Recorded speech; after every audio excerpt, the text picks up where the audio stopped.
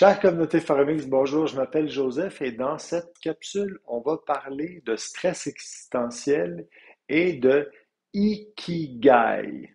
Alors, I-K-I-G-A-I, Ikigai.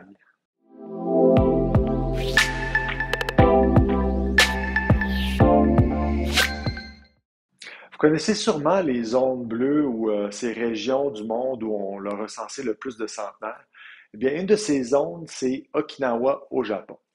Alors, ces gens bougent, ils sont alertes, ils jardinent, ils jouent avec leurs petits-enfants et certains habitants d'Okinawa ont même une vie sexuelle encore très active au-delà de leur 90e bougie. Alors, ce qui est intéressant, c'est qu'ils restent en relativement bonne santé jusqu'au dernier jour. Donc, ils ne sont pas alités en attendant leur mort. Qu'est-ce qu'ils ont en commun? C'est leur ikigai qu'on peut traduire par la raison d'être. La raison d'être d'un instructeur de karaté de 102 ans, c'est de continuer à enseigner, par exemple.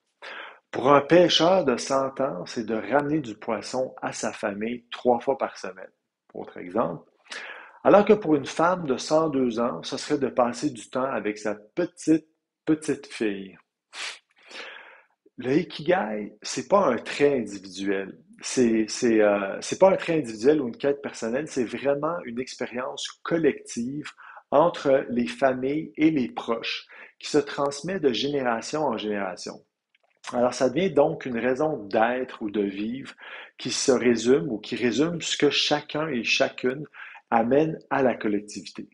Et c'est ça qui est vraiment beau, et c'est ça qui fait des habitants d'Okinawa des super athlètes existentiels. Sur ce, je vous dis merci et à la prochaine.